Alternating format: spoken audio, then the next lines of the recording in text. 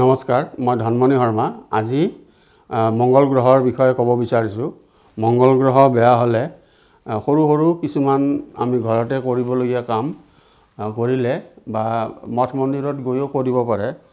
মই যিহেতু অকণমান মা ভক্ত, মই দেৱী মাক মই স্মৰণ কৰিব ক'ম।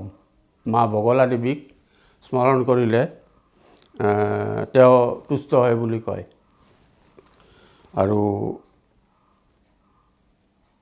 ঘৰতে মংগলবাৰটো নিৰামিষ খালে তেওঁৰ উগ্ৰ স্বভাৱটো কমি থাকিব। সদায় যদি মংগলবাৰে নিৰামিষ খাই ৰাতিপুৱা মা বগলাক মন্দিৰত যাব নালাগে, মন্দিৰত কেতিয়াবা গৈ সুবিধা পাইছে, মিলাইছে, গৈছে, কিন্তু তেওঁৰ থাপনাটো দেৱী মা বগলাক স্মৰণ কৰি সদায় যদি আৰাধনা কৰে তেওঁৰ কুপ্ৰভাৱটো কমিব। আৰু শিপা হিচাপে অনন্তমূলৰ শিপা ল'ব পাৰে, ৰক্তপ্ৰবাল ধাৰণ কৰিব পাৰে,